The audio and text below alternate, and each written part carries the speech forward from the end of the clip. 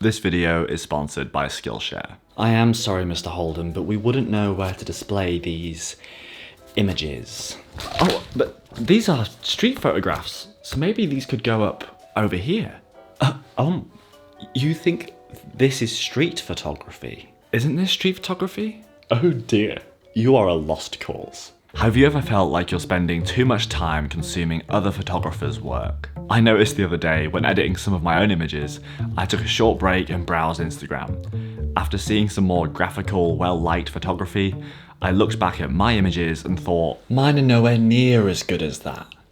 This is a problem. When we start looking at the work of celebrated photographers or photographers with large online followings, we can trick ourselves into thinking that this person represents the standard, the status quo of what is good photography.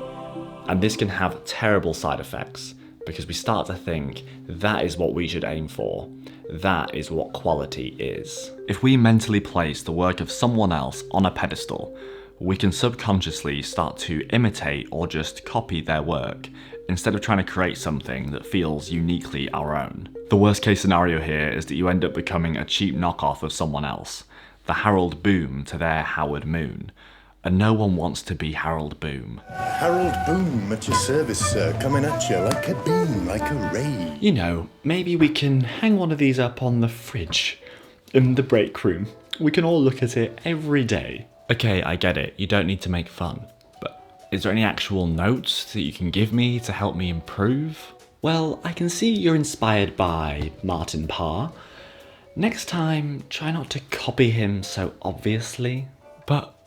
But Martin Parr for life. Have you ever found yourself in a rabbit hole watching these photography tutorials? They can be useful if you want to understand certain camera settings to create a certain look. But when you're trying to improve as a photographer, these tutorials only have one outcome. We end up taking the same photo as the photographer who made the video. This comes down to learning from the wrong places, especially when it comes to learning from short form content. To create a helpful tutorial in a short form format, you need to make the outcome as predictable and as repeatable as possible. But for street photography, that must be impossible, because street photography is not predictable or repeatable. So when you see these videos, just keep scrolling. You don't want to be making something if 1,000 people can repeat the same shot. But there are ways that we can learn from other street photographers to improve our skills, without blindly copying them or following step-by-step tutorials. One way is to meet up and do photo walks with other street photographers, whether in larger groups or maybe just 2 or 3 of you. You might see things that you can borrow from that person that you can apply to your own approach. While it'd be great to always be out shooting with other street photographers to learn how they approach the world, sometimes that's not always possible. So another great place to learn from talented street photographers is the sponsor of this video, Skillshare. Recently, I've been trying to improve my interpersonal skills when shooting a quick portrait on the street.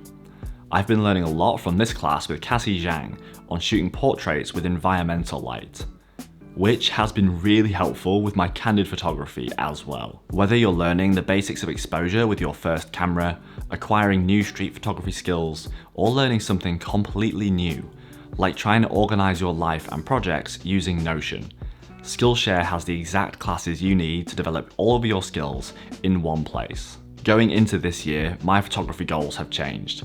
I'm focusing much more on photography as a process rather than the final result. So I want to be consistent with my photo walks and dedicating time to learning new skills using Skillshare. Get started with Skillshare today. The first 500 people to use my link in the description will receive a 1-month free trial of Skillshare. Get started today. The problem here is you don't have a clear niche within your photography. Well, I do like to explore different themes and different subject matter in my photography. Yeah, I've heard that one before. No, it's true. I don't want to sort of pin myself into a niche too soon. What if I haven't found my voice yet? Look, you need to work on these commitment issues that you have.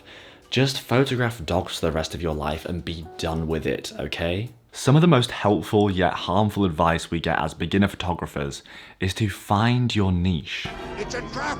When you first hear this advice of finding a niche for your creativity, you can accidentally make this niche your entire identity.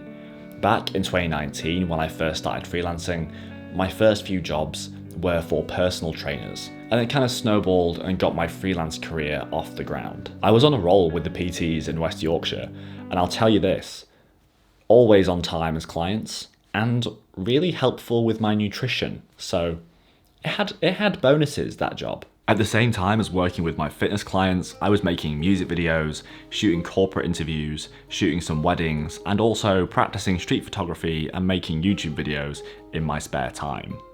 But I knew that this niche I'd created of fitness filmmaking couldn't last forever, because I wasn't exclusively interested in this one thing.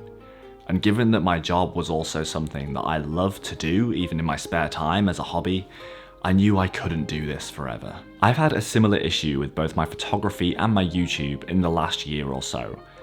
Rather than sticking with what was working and what felt true to myself, I continued to experiment. Because I was always looking over the fence at other formats, at other ideas, at other, sub-genres that I could be trying. What's working elsewhere that I could try for myself? And it took me to go back through time, to go back and look at my images from over a year ago, look at my videos from over a year ago, and realize that back then I was being true to myself, whereas recently I haven't been as true to myself. And realizing this took me back to something that Oscar Wilde is attributed to have said, which is, be yourself because everyone else is taken. And I'm really trying to take that energy forward into the rest of this year. Do you have any actual suggestions for improving my photography? Well, it may be worth taking some workshops with some of our accredited Leica photographers. Okay, how about some affordable or free suggestions? Well, there is this one YouTube channel you should subscribe to. You're watching it right now. Oh, this one. I heard he's posting every day on Instagram this year as well. Exactly. So you should subscribe and go follow his Instagram immediately. Have you ever worked on a project that helped you to connect with someone else? Someone you'd never met before? In street photography, this is oddly enough quite rare because street photography itself is kind of like a solitary pursuit. It's you and your camera observing the world. We're photographing the world in a candid way, whether from up close or far away. Oh, I made a song. If you know me, you know I like dogs. But as much as I like dogs and photographing dogs, I kind of stopped. Because, I don't know, I kind of overexposed myself to the more highbrow street photography community, which I love and really respect. Loads of amazing photographers out there. But rather than just kind of appreciating their work, I would do what I was talking about earlier. I would put that work on a pedestal. And I would think anything in my work that doesn't resemble that work should be kind of deleted or removed. And for me, sadly, dogs came under that list. Even though I know Elliot Erwitt Dogs, amazing book. I know lots of other photographers who photograph dogs occasionally and share them. But I almost felt like it wasn't serious enough to be putting into my portfolio to share with people long term. I thought sooner or later I should probably remove all this dog stuff. But you know what? If I want to be authentic to myself and follow my artistic purpose, I love dogs.